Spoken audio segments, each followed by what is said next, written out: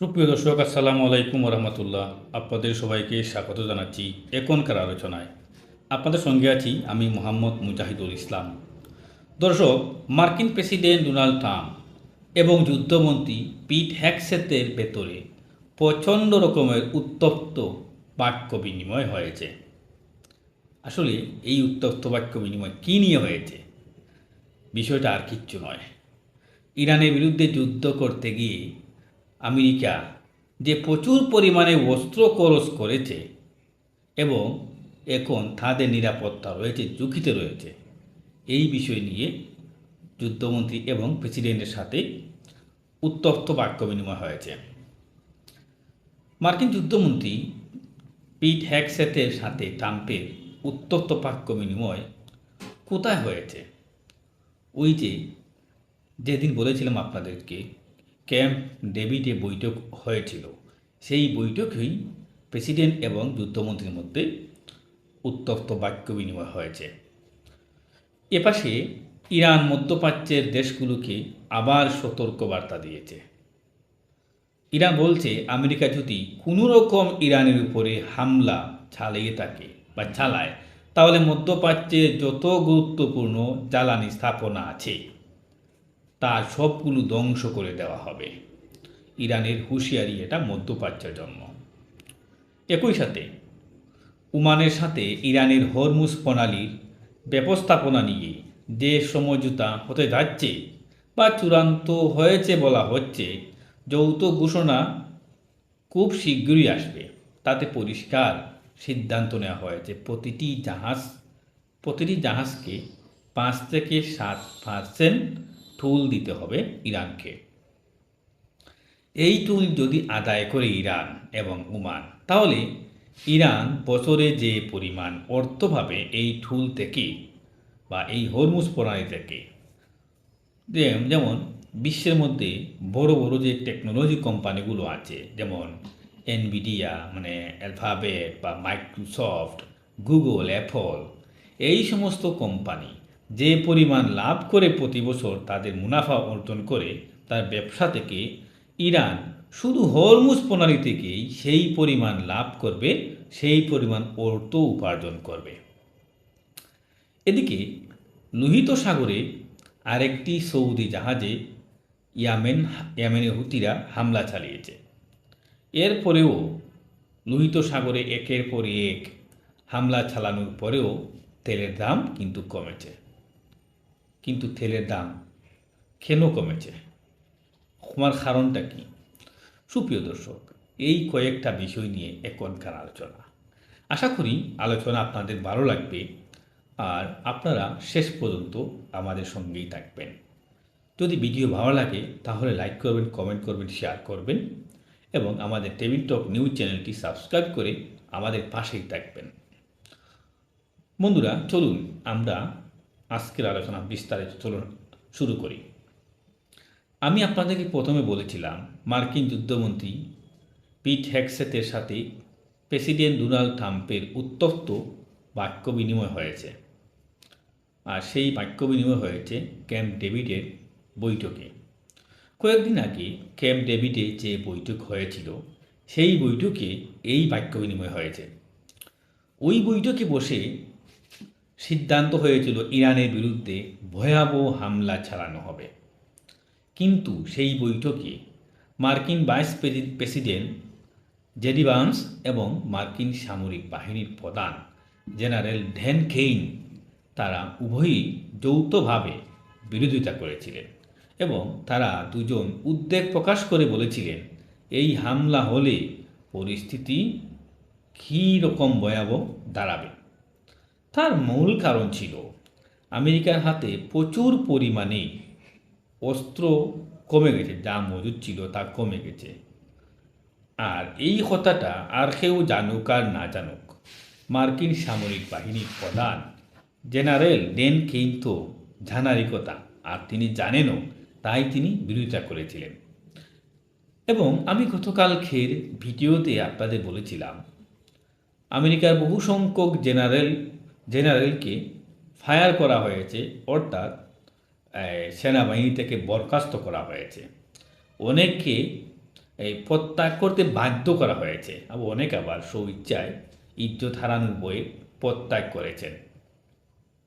মানে আমেরিকার মতো একটা দেশের সামরিক বাহিনী ইরানের সাথে যুদ্ধ করতে গিয়ে একেবারে প্রচণ্ড রকমের বিশৃঙ্খলা ও শৃঙ্খল অবস্থায় পড়ে গেছে। এই সমস্ত কুসখবর আর কেউ জানুক আর বা না জানুক, জেনারেল ড্যান কেইন কিন্তু ভালো করে জানেন এবং বুঝেন, এবং তিনি কাছ থেকেই দেখেছেন। এই জানার কারণেই, এই বুঝার কারণে, এই দেখার কারণে ড্যান কেইন তিনি বড় যুদ্ধের জন্য বিরোধিতা করেছিলেন। কিন্তু মার্কিন যুদ্ধমন্ত্রী হ্যাকসেট তার মান মর্যাদা, ইজ্জত, সম্মান বাঁচানোর জন্য এবং প্রেসিডেন্ট ডোনাল্ড ট্রাম্পের কাছে তার অবস্থান ঠিক রাখার জন্য, অবস্থান ধরে রাখার জন্য তিনি যুদ্ধের পক্ষেই সায় দিয়ে যাচ্ছেন। কিন্তু যখন মার্কিন প্রেসিডেন্ট ডোনাল্ড ট্রাম্পের কাছে একদম সুনির্দিষ্ট রিপোর্ট পেশ করা হয়েছে যে মার্কিন অস্ত্র ভাণ্ডারের অস্ত্র মজুদ কমে গেছে, তার ইন্টারসেপ্টর ৮০% শেষ হয়ে গেছে, প্যাট্রিয়ট ইন্টারসেপ্টর অর্ধেকেরও বেশি শেষ হয়ে গেছে। আর আমি আগে থেকেই তো বলছি, আমেরিকার দূরপাল্লার যে দুটো ক্ষেপণাস্ত্র আছে, একটা হচ্ছে আর্মি ট্যাকটিক্যাল মিসাইল এবং আরেকটা হচ্ছে প্রিসিশন স্ট্রাইক মিসাইল। এই যে দূরপাল্লার দুইটা মিসাইল আমেরিকার এখন যুদ্ধের কিন্তু প্রধান হাতিয়ার। আর এই প্রধান দুটো হাতিয়ার, প্রধান দুটো অস্ত্র প্রায় শেষ হয়ে গেছে, তাদের কাছে নামকা অস্ত্রের সামান্যই আছে। এটা কিন্তু সহজ কথা।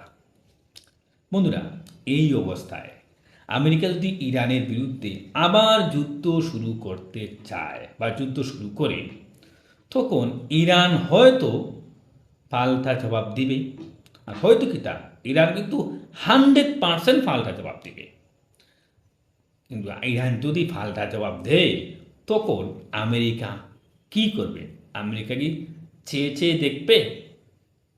এবং ইরান কিন্তু বলে রেখেছিল, আমেরিকা যদি ইরানের অবকাঠামোতে, যেমন জ্বালানি, রেল সেতু, রেল স্টেশন, বিমানবন্দর ইত্যাদি এই সব জায়গায় হামলা চালায়, তাহলে মধ্যপ্রাচ্য একদম গুরুত্বপূর্ণ যত জ্বালানি স্থাপনা ও বিমানবন্দর আছে সব কিছু একবারে ধ্বংস করে তছনছ করে দেবে ইরান, মাটির সাথে গুঁড়িয়ে দেবে। ইরানের কথা বলেছিল।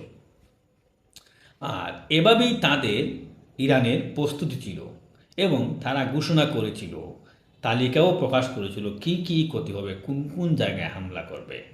এগুলো আমেরিকা, এই ইরান ঘোষণা করেছিল এবং তালিকাও প্রকাশ করেছিল। বন্ধুরা, এগুলো কি দিয়ে ঠেকাবে আমেরিকা? যার কারণে আমেরিকা এই যুদ্ধ করেনি। কিন্তু আমেরিকা বলে কথা, একটি পরাশক্তি বলে কথা, বিশ্বের 1 নম্বর শক্তি বলে নিজেকে এখন দাবি করেছে, এখন পর্যন্ত দাবি করছে মার্কিনীরা। দেখেন, তাদের ক্ষেপণাস্ত্রের অভাবে অথবা ইরানের ক্ষেপণাস্ত্র শুট ডাউন করার মতো ইন্টারসেপ্টর তাদের হাতে নেই বর্তমানে। এই কথা তো ডোনাল্ড ট্রাম্প মানতেই চান না, মানতে পারেনও না। তিনি সবসময় কি বলেন? তিনি সবসময় বলেন তারা পৃথিবীর সর্বশ্রেষ্ঠ, সবচেয়ে বিশাল বড় বাহিনী তারা আমেরিকা, এবং তাদের হাতে সবচেয়ে বেশি অস্ত্র আছে, ক্ষেপণাস্ত্র আছে, বেশি অস্ত্র, এমন পরিমাণ তাদের কাছে অস্ত্র আছে পৃথিবীর আর কারো কাছে এত অস্ত্র নেই। বন্ধুরা, তাই যদি হয় তাহলে ব্যাপারটা কি দাঁড়াচ্ছে? তাহলে ব্যাপারটা দাঁড়াচ্ছে তার হাতে এখন ইরানের বিরুদ্ধে যুদ্ধ করার মতো ক্ষেপণাস্ত্র, প্রয়োজনীয় সব ধরনের অস্ত্র থাকতে হবে যদি যুদ্ধ করতে হয়, এবং যথেষ্ট পরিমাণে থাকতে হবে। কিন্তু আমার কাছে মনে হচ্ছে এবং বিভিন্ন রিপোর্টে মনে হচ্ছে আমেরিকার কাছে যথেষ্ট পরিমাণ অস্ত্র নেই।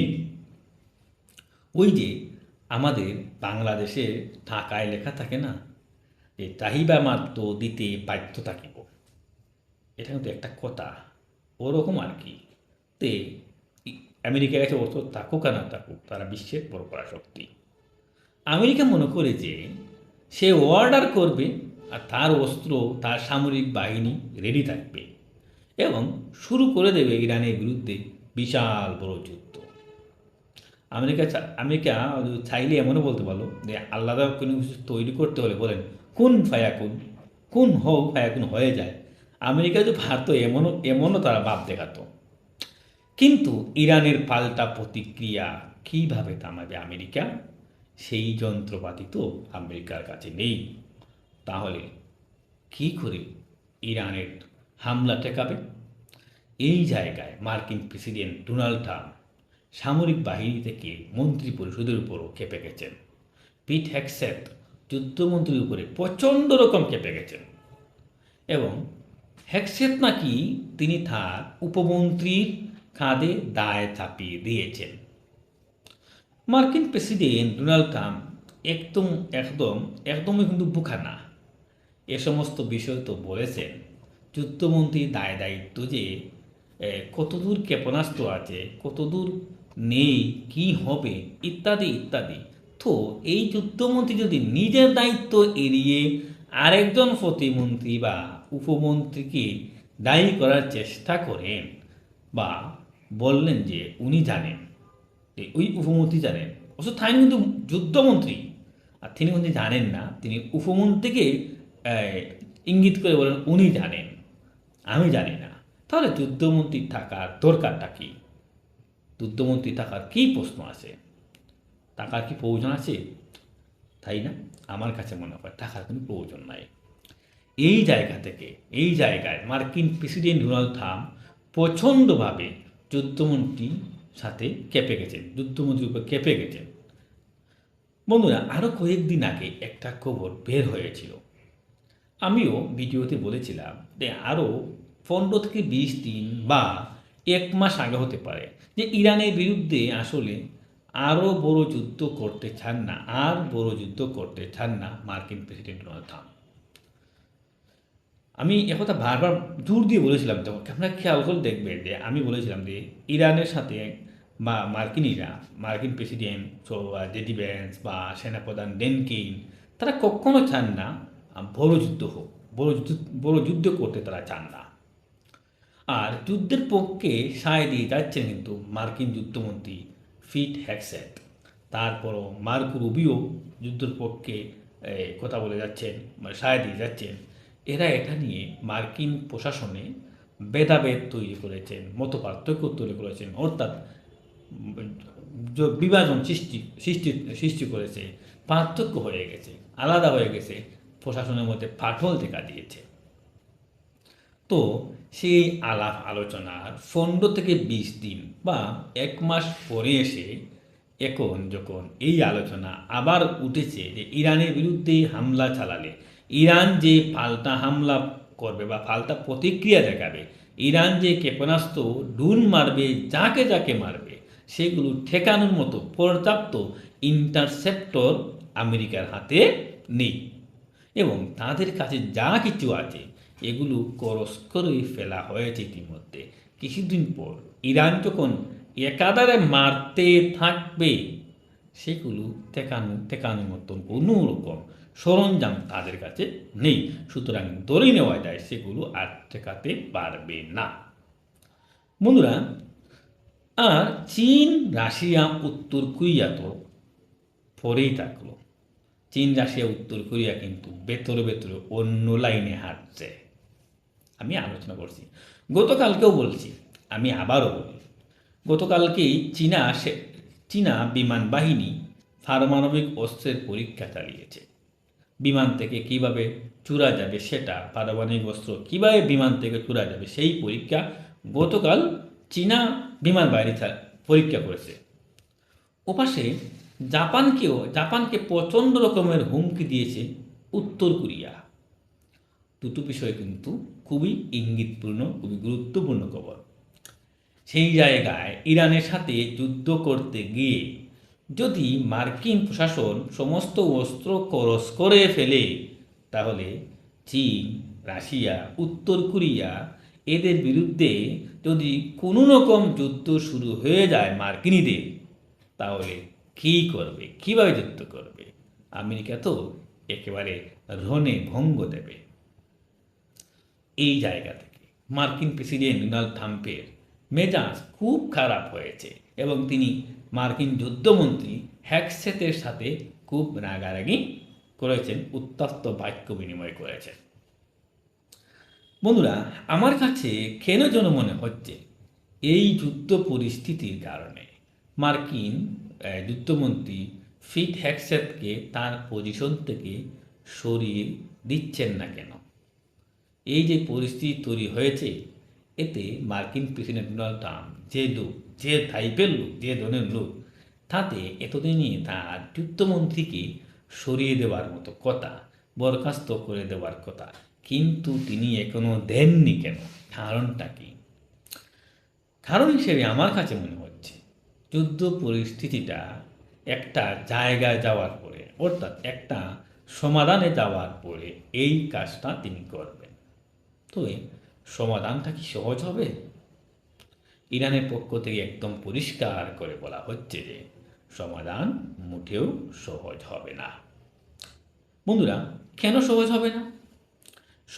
সহজ হবে না এই কারণে যে আমেরিকা পাকিস্তান কাতারের মধ্যস্থতায়, তুরস্কের মধ্যস্থতায় যে ইসলামাবাদের সমঝোতা স্বাক্ষর সই করেছিল, সেই সমঝোতা স্মারক তারা ভেঙেছে, লঙ্ঘন করেছে, যুদ্ধবিরতি তারা লঙ্ঘন করেছে। ইরানের উপরে যে নিষেধাজ্ঞা শিথিল করেছিল সেগুলো আবার পুনর্বহাল করেছে।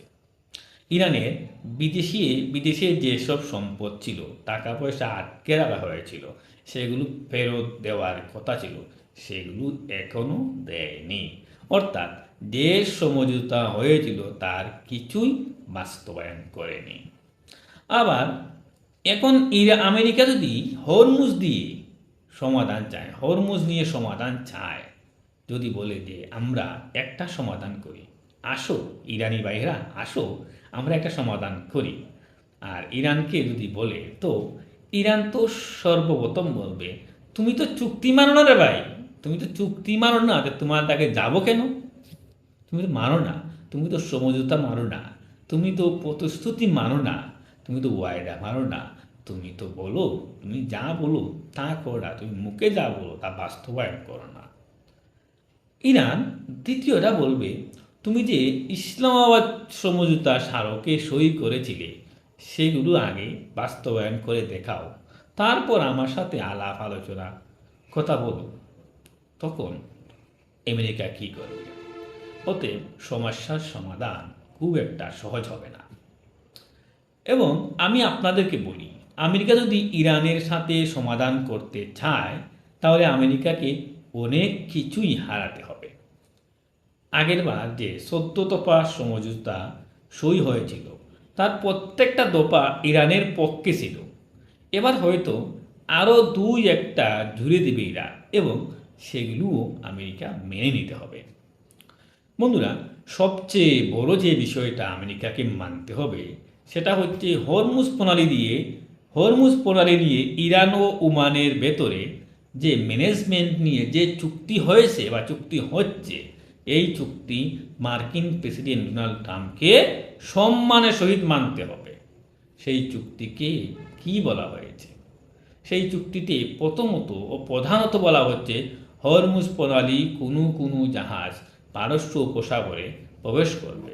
হরমুজ প্রণালী কোন জাহাজ পারস্য উপসাগরে প্রবেশ করবে সেটা ঠিক করবে ইরান। কোন জাহাজ পারস্য উপসাগরে প্রবেশ করতে পারবে না তাও ঠিক করবে ইরান।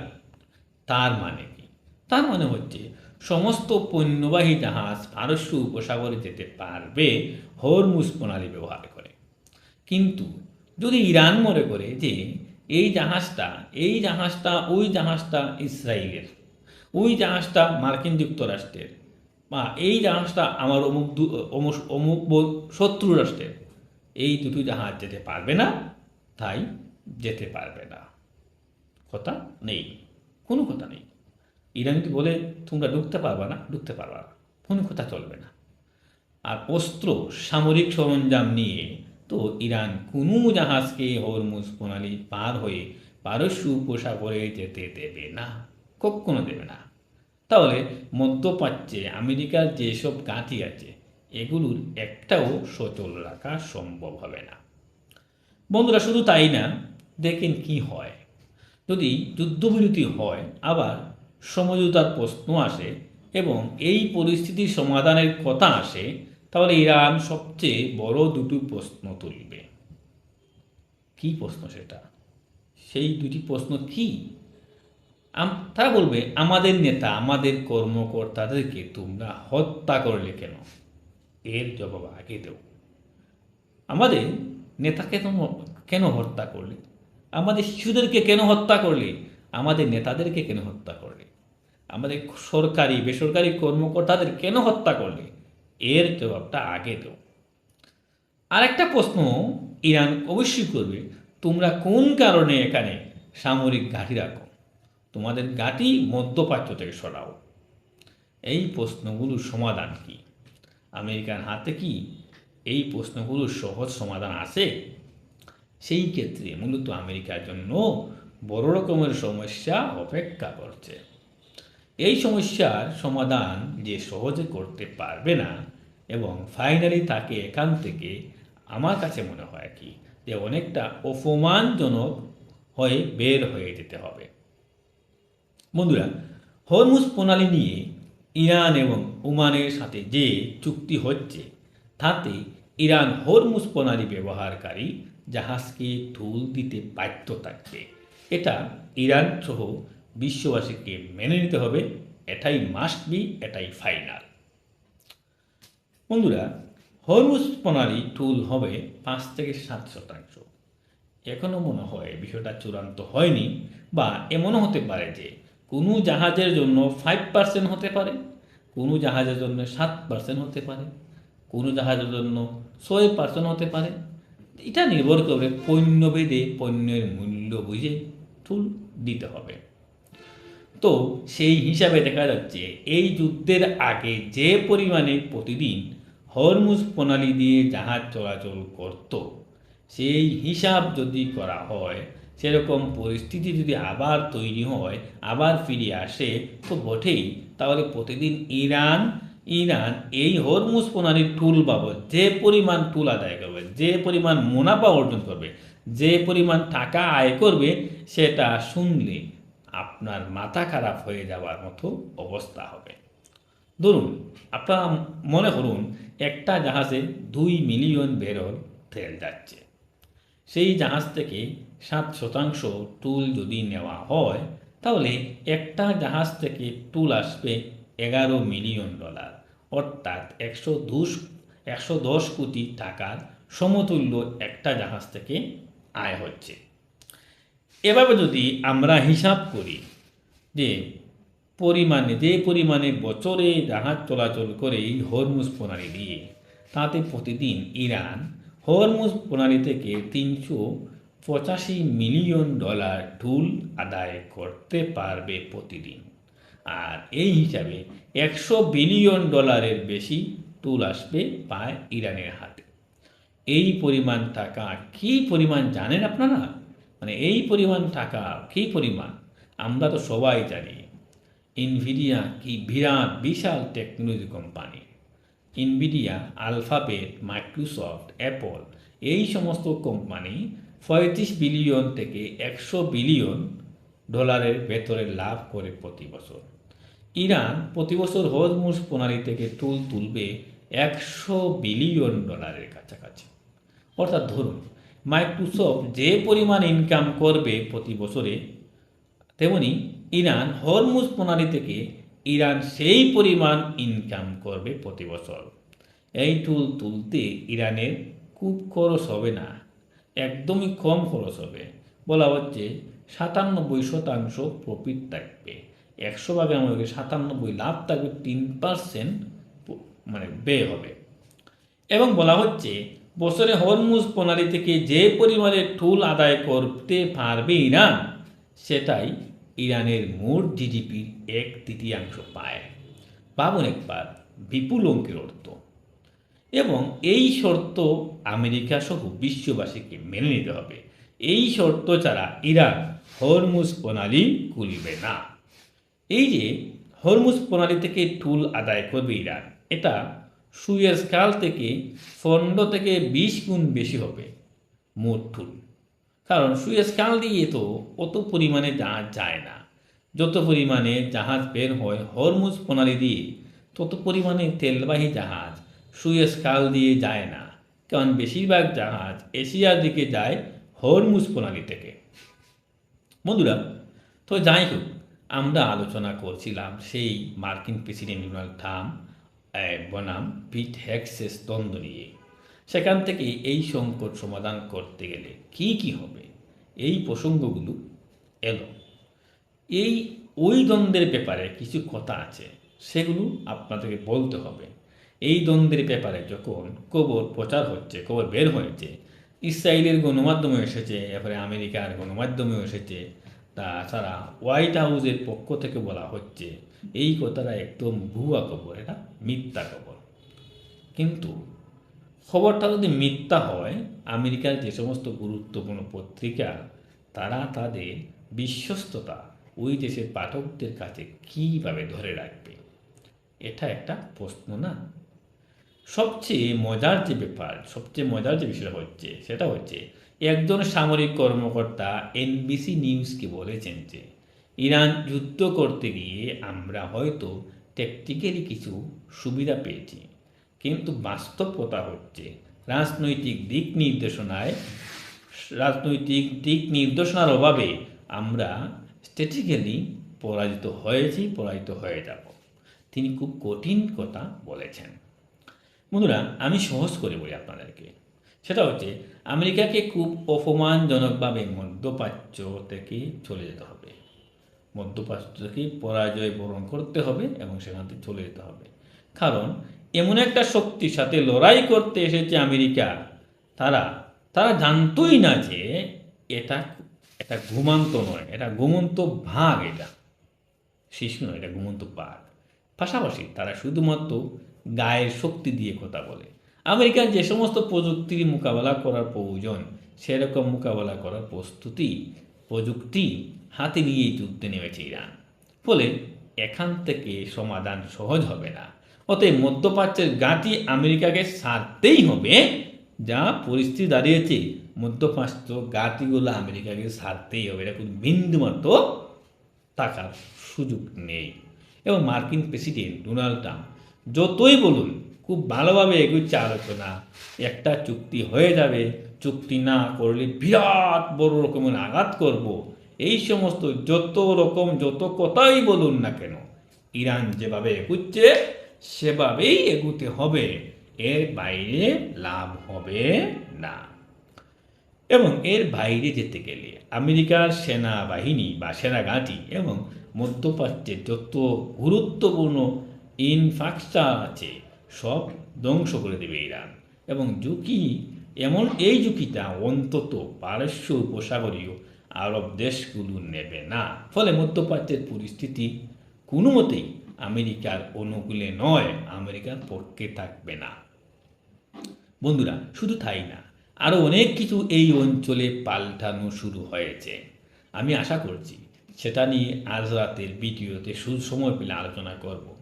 তো দর্শক, এখনকার আলোচনা এখানেই শেষ করতে চাইছি। যাবার আগে একটুখানি ছোট্ট করে বলি, লোহিত সাগরে ইয়েমেনের হুথিরা সৌদি আরবের আরেকটি তেলবাহী ট্যাঙ্কারে হামলা চালিয়েছে। তবে দুটো পাকিস্তানি তেল ট্যাঙ্কার তারা বাবেল মালদ্বীপ প্রণালী পার হতে দিয়েছে। আমি গতকালকেও বলেছিলাম পাকিস্তান ও চীনের জাহাজকে এলাও করেছে তারা। তো এই যে একের পর এক হামলা চালাচ্ছে হুথিরা, তারপরও আন্তর্জাতিক বাজারে তেলের দাম কমেছে। যেমন ব্রেন্ট ক্রুড বিক্রি হচ্ছে $79 বা কিছু সেন্টে, আর ওয়েস্ট টেক্সাস ইন্টারমিডিয়েট বিক্রি হচ্ছে $74 নিচে, অর্থাৎ $71 বা $72। তার মানে বেশ খানিকটা কমেছে। কিন্তু কেন কমেছে, কারণটা কি? কারণ হচ্ছে এই কারণে কমেছে, ওই যে হরমুজ দিয়ে বারবার ডোনাল্ড ট্রাম্প আশাবাদ দেখাচ্ছেন যে একটা ভালো চুক্তি হবে, ভালো আলোচনা হচ্ছে, খুব সুন্দরভাবে এগিয়ে যাচ্ছে। এই সমস্ত কারণে তেলের দামগুলো কমছে। আজকে বৃহস্পতিবার, সপ্তাহের শেষের দিনগুলো বেশ ক্রিটিক্যাল থাকে, দেখা যায় কি হয়। তো সুপ্রিয় দর্শক, এখনকার আলোচনা এখানে শেষ করতে চাইছি। যাবার আগে আমি আপনাদের কাছে আপনাদের মতামত জানতে চাই। হরমুজ প্রণালীতে এই যে টুল আদায়ের সিস্টেম করতে যাচ্ছে ইরান, আমেরিকা তো অবশ্যই বাধা দেবে, কিন্তু শেষ পর্যন্ত ইরান কি এই টুল কার্যকর করতে পারবে? আপনাদের কাছে কি মনে হয়? মতামত জানিয়ে কমেন্টে লিখুন।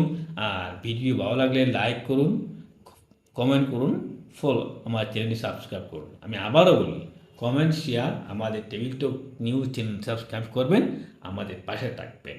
দর্শক, এখনকার আলোচনা এখানেই শেষ করতে চাইছি। আপনারা সবাই অনেক অনেক ভালো থাকবেন।